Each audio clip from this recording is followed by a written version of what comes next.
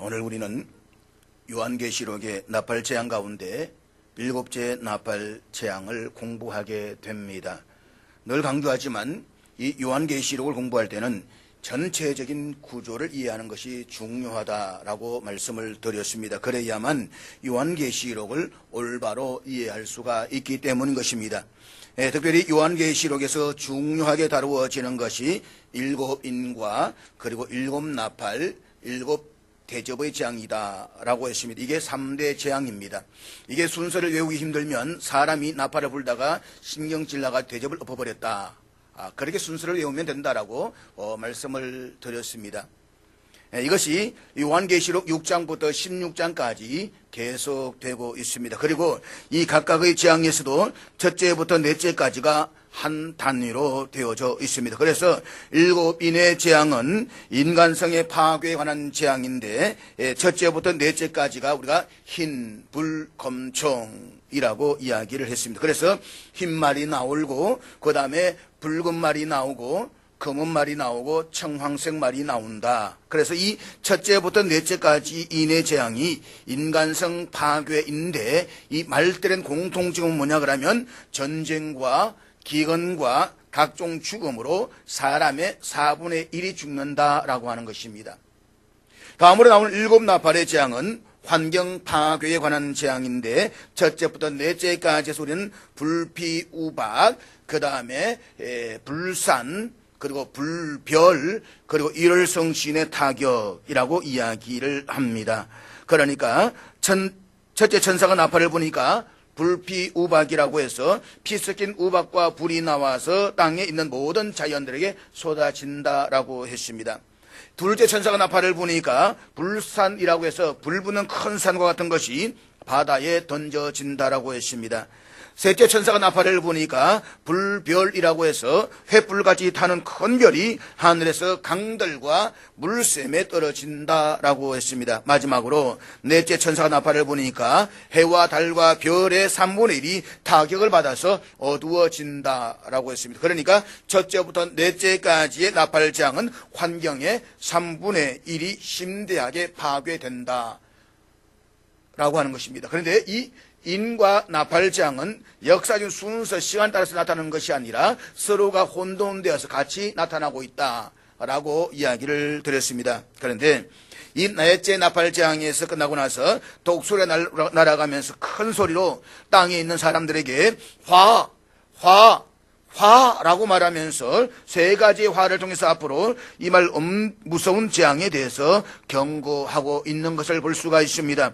그 가운데 첫째 화가 5째 나팔 재앙이었는데 그 내용은 하늘에서 떨어진 별 하나가 무정의 열쇠를 받게 됩니다. 그때 무주갱으로부터 연기와 함께 황충들로 상징되는 마귀들이 올라와서 믿지 않는 사람들을 괴롭힌다라고 했습니다. 이것이 첫째 화였습니다. 그리고 여섯째 천사가 나팔을 부니까 무저갱의 결박에서 풀려났던 사탄과 마귀들이 믿지 않는 사람들을 3분의 1이나 죽인다라고 했습니다. 그래서 이 여섯째 나팔과 이 다섯째 나팔과 여섯째 나팔의 차이점은 뭐냐? 마귀와 사탄들이 사람을 괴롭히고 죽이는 데 차이가 있다라고 말씀을 드릴 수가 있는 것입니다. 그래서 여섯째 나팔의 재앙은 지금까지 인류가 경험하지 못한 무시무시한 재앙이 될 것입니다. 이것이 독수리가 날아가면서 예고했던 둘째 화였습니다. 그리고 본문 14절은 오늘 이렇게 시작을 하고 있습니다. 14절 말씀 우리 다 같이 읽도록 하겠습니다. 같이 읽습니다. 시작. 둘째 화는 지나가서나 보라 셋째 화가 속히 이르는도다. 이어지는 15절에 보면 7째 천사가 나팔을 불매라고 해서 7째 나팔의 재앙이 펼쳐질 것을 예고하고 있습니다. 그런데 우리가 본문을 계속해서 읽어보았지만 여기에는 7째 나팔 재앙에 대한 구체적인 내용이 나오지 않습니다. 둘째 화까지 지나갔고 셋째 화가 온다라고 해서 7째 나팔을 불었으면 곧바로 재앙이 나타나야만 합니다. 그런데 내용을 살펴보면 전혀 재앙이 보이지 않습니다. 이것을 우리가 어떻게 이해할 것이냐? 그래서 우리가 이 요한계시록의 전체를 보아야 된다라고 하는 것입니다. 그렇지 않으면 요한계시록을 이해하는 데에 많은 어려움을 겪게 되는 것입니다. 지금까지 우리가 요한계시를 공부하면서 7인의 재앙을 공부했고 7 나팔의 재앙을 공부했습니다. 앞으로는 7 대접의 재앙이 나올 것입니다. 여러분이 요한계시를 공부함에 있어가지고 이 3대 재앙 시리즈를 머릿속에 늘 기억하고 있어야만 합니다. 3대 재앙 시리즈는 7인의 재앙과 7 나팔의 재앙 그리고 7 대접의 재앙이다 라고 했습니다. 여러분이 7인을 떼는 재앙을 기억한다라고 한다면 첫째 인부터 6째 인까지의 내용이 나오고 7째 인을 뗄 때에는 7 나팔의 내용이 나왔습니다. 7째 인은 7 나팔의 내용이었다는 것입니다. 그러니까 각각의 재앙 시리즈에서 7째는 그 자체로서 독립된 재앙을 가지고 있는 것이 아니라 그 다음 재앙 시리즈가 나온다라고 하는 것입니다. 그렇게 보았을 때에 오늘 본문에서 7째 천사가 나팔을 불었을 때는 분명히 7 대접의 재앙이 나와야만 합니다. 그런데 실상은 7 대접의 재앙이 나오지를 않습니다. 7 대접의 재앙은 15장에 가야만 나옵니다. 자, 요한계시록 15장 1절 우리 다 같이 읽도록 하겠습니다. 같이 읽습니다. 시작. 자, 여기서 보듯이 15장은 3대 재앙 시리즈 가운데 마지막 재앙이 나올 것이란 서론을 말씀하고 있고 그 구체적인 내용은 16장 1절에 가야 나온다는 것입니다. 그러니까 7 대접의 재앙이 셋째 화인데 그 내용이 16장에 가면 나온다는 것입니다. 그렇다면 우리는 이런 질문을 던질 수가 있습니다. 7 대접의 재앙이 곧바로 나오지 않고 7 대접과는 관련이 없는 내용들이 이렇게 많이 나오는 이유가 무엇인가? 이 질문에 대해서 다시 우리는 요한계시록의 전체적인 구조를 생각해 보아야 된다는 것입니다. 요한계시록의 내용을 보면 마지막 것을 소개하기 전에 상당히 긴 막간을 두고 있다고 했습니다. 막간이라고 하는 것은 한 연극이 장막이 끝나고 다음 장으로 넘어가기 전에 잠시 쉬는 시간이다라고 했습니다. 그래서 요한계시록에서 가장 중요한 자리를 차지하고 있는 것이 뭐냐? 막간이다 라고 말할 수가 있다고 했습니다. 여기에서도 막간을 두고 있는데 오늘 우리가 공부하고자 하는 부분은 앞으로 7 대접의 재앙이 쏟아지고 나면 이 땅 위에 하나님의 최종적인 심판이 나타납니다. 그리고 하나님의 나라가 완성이 될 것입니다. 그런데 그 이전인 12장부터 14장은 막간에 들어있는 매우 중요한 부분인데 이것은 영적인 전쟁을 다루고 있다라고 하는 것입니다. 영적인 전쟁.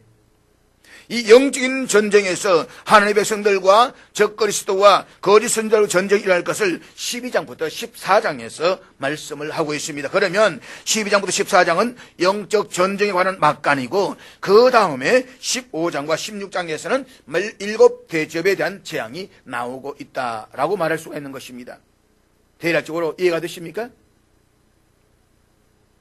자, 오늘 우리가 공부하게 될 내용은 장차 임할 셋째 화를 앞두고 하나님의 심판과 구원의 완성을 미리 내다보면서 축하하고 경배하는 모습을 우리들에게 보여주고 있습니다. 그러니까 요한계시록의 전체적인 구조 속에서 보면 오늘 본문은 마지막에 완성될 하나님 나라를 미리 보여주는 내용이다 라고 생각하시면 되는 것입니다. 우리가 요한계시록에서 막간이 중요하다고 했습니다. 이 막간은 각각의 재앙이 일어날 때마다 성도들이 두려워할 것을 하나님께서 세심한 배려로 너희들은 염려하지 마라.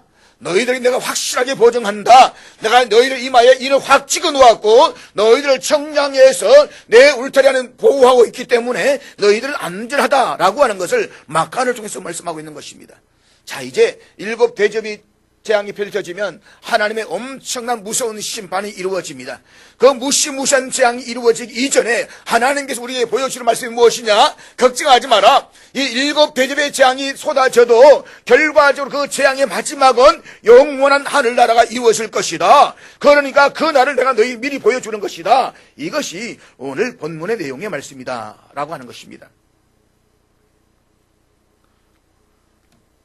그러니까 요한계시록의 전체적인 구조 속에서 본다라고 한다면 오늘 본문의 내용은 마지막에 완성될 하나님의 나라를 미리 보여주고 있는 내용이다 하는 것을 여러분 생각하시면 되는 것입니다. 이와 같은 요한계시록의 전체적인 구조를 머릿속에 담아두면서 오늘 본문의 말씀을 함께 우리가 살펴보려고 하는 것입니다. 먼저 본문 15절 말씀 우리 다 같이 읽도록 하겠습니다. 15절입니다. 같이 읽습니다. 시작. 7인의 재앙에서 여세인의 재앙이 나오고 요한이 바라봤던 막간의 배경은 하늘이었습니다. 반면에 여섯째 나팔의 재앙이 끝나고 펼쳐졌던 막간의 배경은 땅이었습니다. 그런데 일곱째 천사가 나팔을 불 때에 요한의 시선은 이제 다시 땅에서 하늘로 옮겨집니다. 그리고 계시록 8장에서 어린 양이 일곱째 인을 떼실 때에는 하늘이 반시간쯤 고요했다라고 했는데, 오늘 본문에서는 일곱 천사가 나팔을 불자 하늘에서 쩌렁쩌렁하게 울려 퍼지는 커다란 음성을 듣게 됩니다. 세상 나라가 우리 주와 그의 그리스도의 나라가 되어 그 세세토록 왕노릇 하시리로다. 여기서 세상 나라는 하나님께 불순종하고 배역했던 이 세상에 존재하는 모든 나라들을 이야기하는 것입니다. 이 세상 나라는 본래 하나님께서 인간을 위해서 창조하셨지만 인간의 범죄와 타락으로 인해서 공중권세에 잡은 자 곧 마귀의 소유가 되고 말았습니다. 그런데 이처럼 마귀에게 속해 있던 이 세상 나라가 다시 우리 주와 그의 그리스도의 나라가 될 것이다 라고 말씀을 하고 있습니다. 여기에서 우리 주는 성부 하나님을 가리키고 그의 그리스도는 하나님의 그리스도, 그러니까 예수 그리스도를 가리키는 것입니다. 세상 나라가 우리 주와 그의 그리스도의 소유가 되었다는 것입니다. 그래서 이 세상 나라가 우리 하나님과 예수 그리스도의 나라가 되어 그 세세토록 왕노릇 하시리로다 라고 말씀하고 있는 것입니다. 여기에서 하늘의 큰 음성들의 찬양은 앞으로 있을 일곱 나팔을 통해서 이루어질 궁극적인 승리를 축하하고 있는 모든 천사들의 찬양입니다. 그리고 그들이 드려지는 구체적인 찬양의 내용이 오늘 보면 15절에서 19절까지에서 나오고 있다라고 말씀을 할 수 있는 것입니다. 사랑하는 여러분, 장차 일곱째 천사가 나팔을 불 때에 이 세상 나라가 성부, 성자, 성령의 삼위일체 하나님께서 통치하시는 그 나라가 될 것입니다. 그때 하늘의 천사들은 그 기쁨을 이기지 못하고 큰 음성으로 하나님을 찬양합니다. 이들만이 아니라 24장로들도 하나님께 엎드려 경배하며 하나님의 전능하심과 크신 권능을 소리 높여 찬양하게 될 것입니다. 그 다음에 사랑하는 여러분, 천사들과 24장로들이처럼 온몸을 던져서 감격에 가득 찬 찬양을 드렸던 이유가 무엇일까요? 우리는 그 이유를 앞에 있었던 10장부터 11장 13절까지에서 막간에 이어가지고 오늘 이 본문이 나오고 있다라는 사실에 주목할 필요가 있다는 것입니다. 작은 책과 성전 청량과 또 두 정의된 사명은 이 땅에서 예언자적 정인 노릇의 사명을 감당하라는 것입니다. 그리고 교회로 상징되는 두 정인들이 정언을 마칠 때에 마귀들의 소굴이었던 무조갱으로부터 올라오는 짐승인 적그리스도와 싸워서 극심한 핍박과 환난을 당하고 교회가 죽임을 당하게 됩니다. 그러나 그 기간이 3일 반 동안이다라고 했습니다. 3일 반이라는 것이 구체적으로 어느 기간인지에서 분명하지는 않지만 중요한 것은 아주 짧은 기간이다라고 하는 것입니다. 그 짧은 기간 동안에 교회와 성도들이 적그리스도와 그의 세력들로부터 핍박과 환난을 당할 것입니다. 그렇지만 3일 반이 지난 후 하나님께로부터 생기가 교회와 성도들 속에 들어가서 다시 살아날 것입니다. 그리고 하늘로부터 이리로 올라오라 라는 음성과 함께 교회는 하늘로 쭉 빨려 올라갈 것입니다. 이어서 일곱째 천사가 나팔을 불 때에 이 세상 나라가 다시 우리 주와 그의 그리스도의 나라가 될 것이라는 큰 음성이 들려옵니다. 그러므로 장차 임하게 될 하나님의 나라는 교회의 복음 증거의 사역의 결과로 임하게 되는 종말론적으로 완성될 바로 그 하나님의 나라다라고 하는 것입니다. 그리고 그 하나님의 나라는 하나님께서 세세토록 왕노릇 하시게 될 것입니다. 그렇게 보았을 때에 오늘 본문의 말씀이 믿음의 삶을 살아가는 성도들에게 엄청난 희망을 주는 말씀이라는 것을 믿으시기를 바랍니다. 하나님이 이렇게 세심하십니다. 큰 재앙, 장차말 무서운 재앙 때문에 그의 자녀들의 심령이 너무 약해서 두려워하고 떨까봐 싶어서 너희들 걱정하지 마라. 내가 원하는 것은 너희들의 구원이고 너희들의 생명이다. 내가 저 영원한 천국을 준비하고 있다. 이 사실을 일곱째 나팔장이 일어나기 이전에 우리에게 미리 먼저 보여주고 있는 것입니다. 우리 하나님 이렇게 좋으신 하나님이십니다. 사랑하는 여러분, 오늘 우리가 살아가는 이 세상을 보면 염려와 근심이 많이 생길 수밖에 없습니다. 나라가 돌아가는 모습을 한번 보시기 바랍니다. 지금 전 세계가 제정신이 아닙니다. 우리가 생각할 때는 이렇게 가야 정상적인 것 같은데 그것이 아니고 아주 이상하게 돌아갑니다. 지금 사회는 정상적으로 생각하는 사람을 이상한 사람으로 보고 이상하게 생각하는 사람을 아주 정상적인 사람으로 보고 있습니다. 진짜 헷갈리는 이상한 세상입니다. 이렇게 돌아가는 세상을 보면서 그저 세상적인 분위기에 맞추어서 흘러가면 아주 편할 것입니다. 그러나 하나님의 백성들은 성경을 통해서 영안의 눈을 열고 똑바로 보아야 되는 것입니다. 이 시대에 바른 말 하지 못하는 분위기 속에서 앞으로 세상이 어디로 갈 것인가 정말로 답답합니다.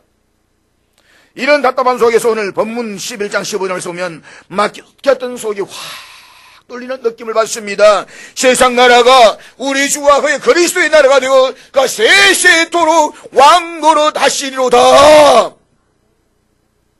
지금 우리 눈앞에 전개되고 있지는 않지만 멀지 않은 장래에 하나님께서 온 세상 나라를 평화와 정의로 다스리실 것입니다.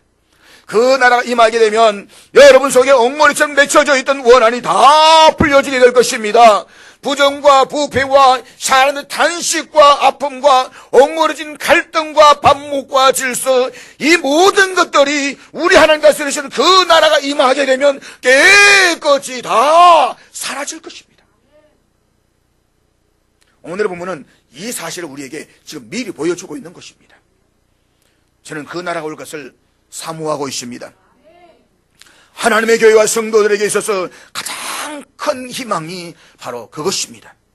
우리 성도들은 희망을 먹고 사는 사람들입니다. 왜냐하면 이 세상이 지금 어떻게 돌아가는지 모두가 하나님의 통치 속에 있는 것이고 하나님께서 마침내 이 세상의 모든 백성들을 정의롭게 다스리실 그 날이 올 것을 믿기 때문인 것입니다. 세상을 보면 답답하지만 그러나 기억하십시오. 왕중왕이 곧 오십니다. 왕중왕이 곧 오십니다. 만왕의 왕이 오셔서 부정과 불의로 가득 차 있고 불평과 원망이 많은 이 세상을 정의와 평화로 영원히 다스리실 것을 믿습니다. 우리는 그 소망을 먹고 사는 사람들입니다. 이 소망을 지금 미리 우리들에게 또 보여주시는 것입니다. 그래서 본문의 15절 말씀과 같이 장차 이렇게 된다는 것입니다. 이 사실을 알기 때문에 극한 박해 가운데서 사도 요한의 눈은 지금 하나님의 나라를 향하고 있었던 것입니다. 그러므로 잠깐의 영화를 위해서 신앙을 부인하는 어리석은 자가 되지는 마십시오. 오직 영원한 천국에만 소망을 두시기를 바랍니다. 사도 요한처럼 우리의 소망을 잠시 있다가 없어질 이 세상 나라가 아니라 영원한 하나님 나라에 둘 수 있기를 주의 이름으로 축복합니다. 오늘 보면 16절부터 18절은 천사들의 찬양에 화답하는 24장로들의 모습을 보여주고 있습니다. 먼저 보면 16절 말씀, 우리 16절 다 같이 읽겠습니다. 있습니다. 시작. 자, 하늘에서 세상 나라가 우리 주와 그의 그리스도의 나라가 되어 그 세세토록 왕노릇 하시리로다 라는 큰 음성이 나니까 그 음성에 이어가지고 24장로들이 화답을 합니다. 여기서 24장로들은 요한계시록 4장 4절 말씀 살펴보았듯이 예수 그리스도 공로로 말미암아서 구원받은 모든 시대의 성도들을 대표한다라고 이야기를 했습니다. 이들이 엎드려서 얼굴을 땅에 대고 하나님을 경배한다라고 했습니다. 이것은 하나님께 대한 그들의 경배와 찬양이 얼마나 존엄한 것인지를 그대로 보여주고 있습니다. 너무나도 위대한 분이시기 때문입니다. 그렇다면 24장로들이 입을 모아서 하나님께 경배하며 찬양하고 있는 내용이 무엇입니까? 오늘 본문 17절 다시 한번 같이 읽겠습니다. 17절 다 같이 읽습니다. 시작. 자, 본문에서 24장로들이 감사하옵나니 라고 하면서 하나님께 감사 찬양을 드리고 있다는 이 사실에 주목해 보시기를 바랍니다. 금관을 쓰고 성부 하나님의 보호자에 둘러앉았던 24장로들이 이처럼 하나님 앞에서 감사를 드리고 있는 이유가 무엇일까요? 첫째는 하나님께서 친히 권능을 잡으시고 왕노릇 하시기 때문에 그래서 감사하고 있는 것입니다. 앞에서도 말씀을 드렸지만 24장로들은 구원받은 모든 시대의 성도들을 대표한다라고 했습니다. 저들은 불의와 불법이 난무하는 세상을 너무나도 잘 알고 있습니다. 교회 성도들은 공중권세를 잡은 사탄이 왕들은 세상에서 온갖 고난과 죽음과 핍박을 당해야만 했습니다. 그런데 영원하신 하나님께서 이 세상과 나라들을 통치하실 그날이 되면 온 땅에 가득했던 불의와 공부가 사라지고 공의와 평화와 사랑이 가득하게 될 것입니다. 그래서 24장로들은 하나님의 통치하심에 감사하고 있는 것입니다. 누구보다 영적으로 민감했던 24장로들에 있어서는 누가 통치하는가라고 하는 문제는 아주 중요한 일이었습니다. 그렇기 때문에 그들에게는 그 어떤 것보다도 하나님의 통치하심이 제일 중요한 감사의 제목일 수밖에 없었다는 것입니다. 기억하십시오. 24장로들이 자신들의 머리에 있는 검관이나 아니면 자신들이 주어진 보좌로 인해서 감사한 것이 아니었습니다. 하나님의 통치하심을 감사했습니다. 그렇습니다. 참된 성도는 언젠가는 없어질 이런 것들로 가장 큰 감사의 제목을 삼지 않습니다. 정말 믿음의 성도들은 내 통장에 얼마가 들어왔다, 아파트가 몇 평 넓어졌다, 재산이 얼마 늘어났다, 이것들로 감사하지 않습니다. 참된 성도는 이런 것 이전에 하나님의 통치하심을 감사하는 것입니다. 하나님이 내 가정을 통치하시고 내 나라를 통치하시고 내 자녀를 통치하시고 우리 교회를 통치하심을 감사해야 되는 것입니다.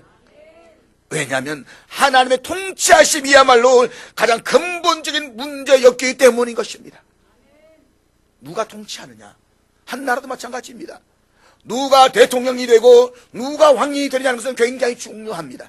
지도자 잘못 뽑아놓으면 나라가 다 망하는 것입니다. 백성들이 곤욕을 치르는 것입니다. 그래서 우리는 지도자들을 위해서 기도해야 되는 것이고 지도자들을 바로 세워야 되는 것입니다. 그런데 그런 세상적인 지도자가 아닙니다. 영원하신 하나님, 공의와 정의와 사랑을 하실 그 하나님이 통치하십니다. 사랑하는 여러분, 하나님의 통치하심에 거하는 사람은 이 세상에서 누릴 잠깐 동안의 희노애락에 흔들리지 않습니다. 왜냐하면 이들은 언제 무슨 일을 당하든지 하나님의 통치하심 안에 거하는 일을 최우선적으로 생각하기 때문인 것입니다. 그러므로 저와 여러분들도 어떤 일을 만나든지 먼저 하나님의 통치하심을 감사할 수 있게 되기를 주의 이름으로 축복합니다.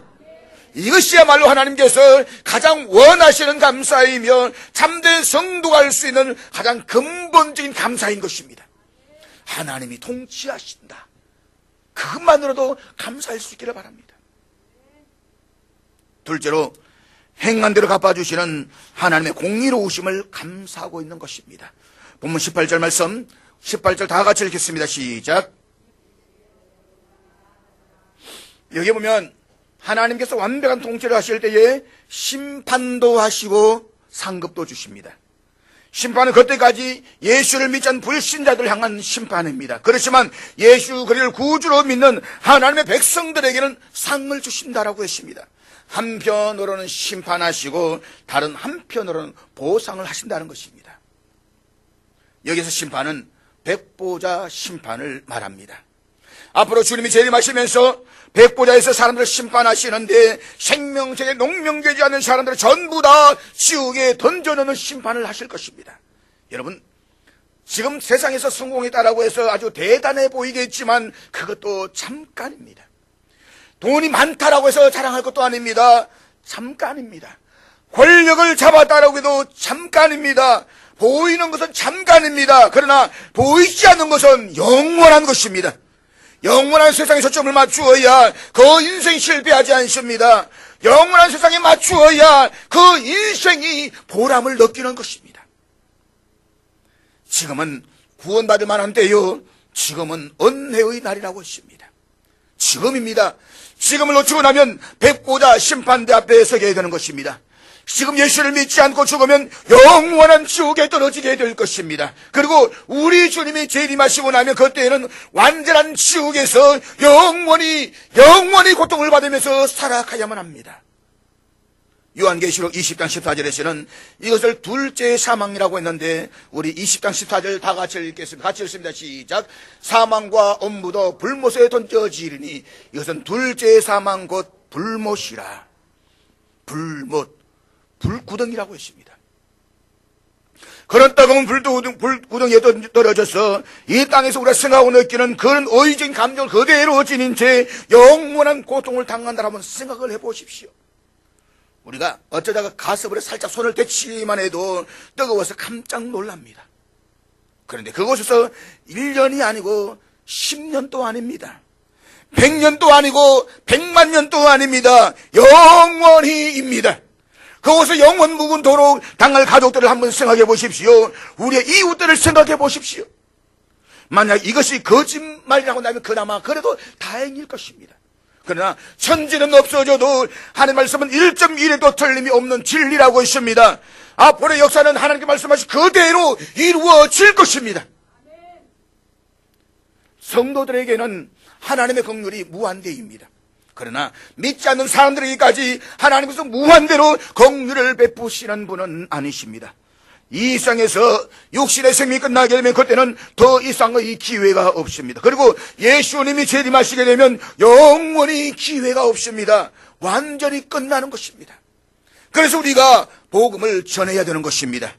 장차 주님의 재림과 함께 임하기를 무서운 진노의 날을 믿는 우리가 세상을 향해서 이 복음의 진리의 말씀을 전하지 않을 수가 없는 것입니다. 이것이 신앙의 양심입니다. 우리 신앙의 양심에 틀리면 안 됩니다. 우리가 신앙의 양심이 무뎌지면 안 되는 것입니다. 사랑하는 여러분, 우리가 각각이 예수를 잘 믿는 것도 중요합니다. 그러나 그것보다 훨씬 더 중요한 것은 믿지 않는 형제와 이웃을 예수 믿게 해서 함께 천국 가도록 해야 되는 것입니다. 그래서 영원히 지옥 가야 할 사람들을 주님과 함께 천국에서 영원한 복락을 누리는 사람으로 변화시키는 것이 오늘 저와 여러분 주어진 사명인 것입니다. 우리 이 사명을 감당해야 됩니다. 24장로들이 경배하면서 고백하는 장면 한번 생각해 보시기를 바랍니다. 한편으로는 무서운 심판이 기다리고 있습니다. 멸망해서 없어지는 것이 아니고 영원히 의식 속에서 고통당하는 그 멸망이 기다리고 있습니다.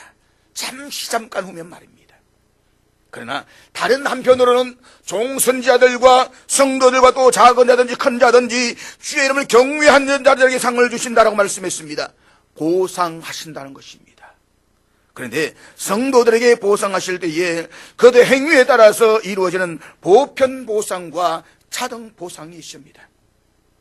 보편 보상은 모든 성도들이 예수 예외 없이 다 받습니다. 그것은 새하늘과 새 땅이 이루어졌을 때에 예수를 믿는 사람 모두가 다 완성된 천국에 들어갑니다. 여기에는 차이가 없습니다. 그래서 이것을 보편 보상이라고 이야기를 합니다. 사실 그것은 보상이 아니고 하나님의 은혜로 인해서 이루어지는 은혜인 것을 믿으시기를 바랍니다. 천국 들어가는 것은 우리의 행위가 아니라 하나님의 은혜입니다. 그런가 하면 차등 보상이 있습니다. 요한계시록 22장 12절 말씀, 우리 다 같이 22장 12절 말씀 같이 읽도록 하겠습니다. 같이 읽습니다. 시작. 자, 주님께서 오시는데 그때 각 사람에게 그가 행한 대로 보상을 해 주신다는 것입니다. 이것은 차등 보상입니다. 그런데 이 부분에서 어떤 사람들은 이런 질문을 합니다. 아니, 천국에도 차별이 있는가? 세상에서도 차별이 있어가지고 그게 원한이었는데 세상에 천국에도 차별이 있나? 하나님은 그러신 분이냐? 그러나 여러분, 이것은 차별이 아닙니다. 오히려 열심히 하지 않는 사람들에게 상급을 주는 것이 차별이고 불공평인 것입니다. 생각해 보십시오. 한 학기 내내 놀고 농띠치다가 그 학생에게 A+ 주면 그게 차별이지 그게 평등한 것입니까? 열심히 일한 사람에는 그에 맞는 상급을 주어야만 합니다. 그것이 공평한 것입니다. 자, 여러분, 이기는 자들에게 상주가 말씀하신 하나님의 말씀을 기억하시기를 바랍니다. 하나님 충성된 자에게 생명의 멸류관을 약속하셨습니다. 베드로전서 5장 4절에 보니까 충성된 장로들에게는 장차 영광의 멸류관을 주시겠다라고 약속을 하셨습니다. 그러나 이것은 계급이 아니라 주님을 섬기는 영광의 차등입니다. 섬김의 차이입니다. 주님을 가까이 섬기는 영광의 차이가 있다는 것입니다. 일생도록 예수를 믿고 순결한 사명으로 복음을 전개했던 사도 바울하고 계속해서 나쁜 짓을만 하다가 죽기 전에 예수를 믿고 당신의 나라 임할 때의 자기를 기억해달라고 했던 강도하고 똑같이 취급을 한다. 그렇다면 하나님은 공의 하나님 아니신 것입니다. 새 하늘과 새 땅을 허락하시는 데는 똑같이 취급하시지만 그러나 공의 하나님이시기 때문에 반드시 차이가 있습니다. 사도 바울이 상을 받을 상이 있고 그 강도가 구원을 받고 천국에서 누리게 될 부끄러운 구원도 있는 것입니다. 결코 계급의 차이가 아닙니다. 우리 여러분 모두가 다 예수를 믿음으로 구원받을 것입니다. 그러나 여러분 부끄러운 구원자가 되지 마십시오.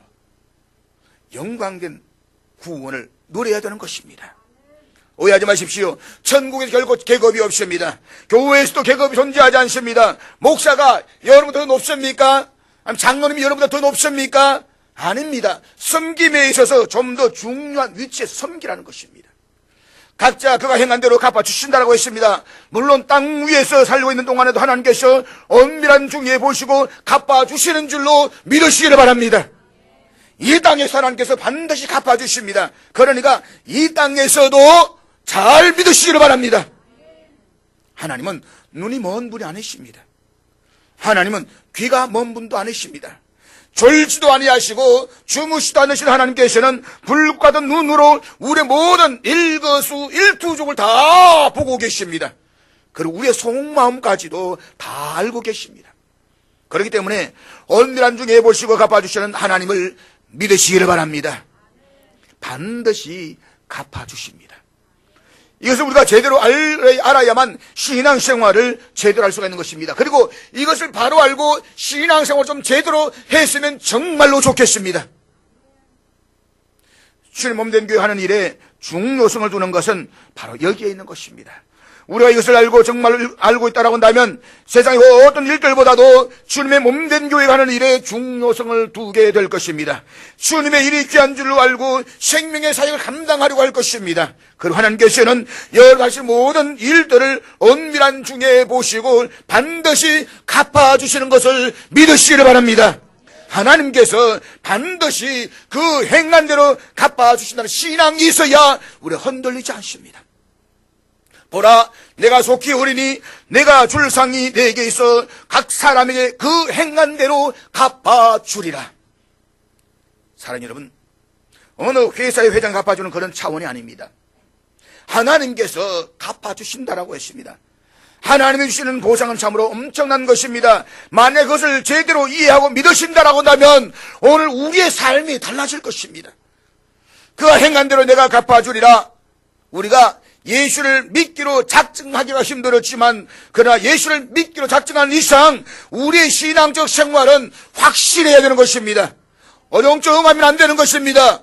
분명해야만 합니다. 하나님은 그 모습을 보시고 기뻐하십니다. 그 모습을 보시고 이 땅에서 갚아주십니다. 그리고 장차 영원한 천국에서 행한 대로 풍성하게 갚아주시는 것입니다. 천사들과 24장로들의 찬이 끝난 이후에 그에 대한 응답이 이제 본문 19절에서 나오고 있습니다. 19절 말씀 같이 읽겠습니다. 19절입니다. 시작. 여기 보면 천사들과 24장로들 찬양이 끝난 직후에 하늘의 성전의 언약궤가 보이면서 번개와 음성들과 우레와 지진과 큰 우박이 있었다라고 했습니다. 요한계시를 보게 되면 하나님의 심판이 하나님의 성전에서부터 나온다는 것을 가르쳐 주는 것으로 이런 표현이 여러 곳에 나오고 있습니다. 특별히 성전의 언약궤를 언급하고 있는 것은 하나님의 최후의 심판이 하나님의 언약에 근거한 확실한 약속임을 말씀해 주고 있는 것입니다. 다시 말해서 하나님의 심판은 어느 한순간에 즉흥적으로 감정적으로 이루어지는 것이 아니라 창세전에 예정하신 바에 따라서 택하신 백성들을 구원하시고자 하시는 그 언약에 의해서 이루어지는 것임을 말씀하고 있는 것입니다. 그렇기 때문에 요한계시록의 많은 구절이 인간들이 견딜 수 없는 참혹한 심판을 예언한다라고 해서 절망하거나 두려워할 필요가 하나도 없습니다. 이 모든 것은 하나님께서 약속을 따라서 성경을 통해 이미 계시하신 그대로 이루어지는 것입니다. 무엇보다 하나님 심판 안에서 언약이 숨쉬고 있다는 사실을 기억하시기를 바랍니다. 그리고 이 사실을 믿는 성도들은 요한계시로 하는 모든 말씀을 아멘으로 받고 주 예수여 어서 오시옵소서 라고 응답할 수가 있는 것입니다. 마라나타 아멘 주 예수여 오시옵소서. 뿐만 아니라 이와 같은 하나님의 심판의 기사를 읽을 때마다 하나님께서 우리에게 하신 약속을 신실하게 지키시고 계심을 믿고 우리는 기뻐할 수가 있습니다. 그러므로 사랑하는 여러분, 마지막 때에 인간성이 파괴되고 환경이 파괴되면서 적그리스도의 세력이 등장해서 교회와 성도들을 괴롭히고 핍박한다라고 할지라도 주님의 재림이 더 가까운 줄을 알고 두려워하지 말고 오직 하나님의 약속을 붙잡고 구원을 소망하면서 살아갈 수 있기를 바랍니다.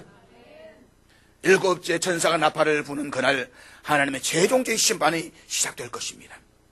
분명한 것은 하나님의 심판의 날은 참으로 두렵고 무서운 날이 될 것입니다.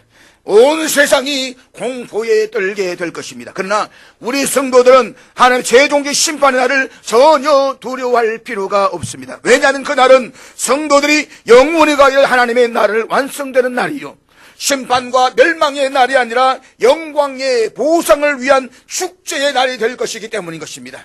주를 믿지 않는 자들은 멸망 속에서 괴로워하며 절망하지만 우리는 영원한 완성된 천국에서 춤추며 찬양하며 주 앞에서 영광된 상급을 받게 될 것입니다. 그렇기 때문에 어떤 상황 속에서도 믿음을 굳게 지키시고 하나님의 말씀을 의지해서 충성된 삶을 살아가시는 저와 여러분 될 수 있기를 주의 이름으로 축복합니다. 기도하겠습니다. 하나님,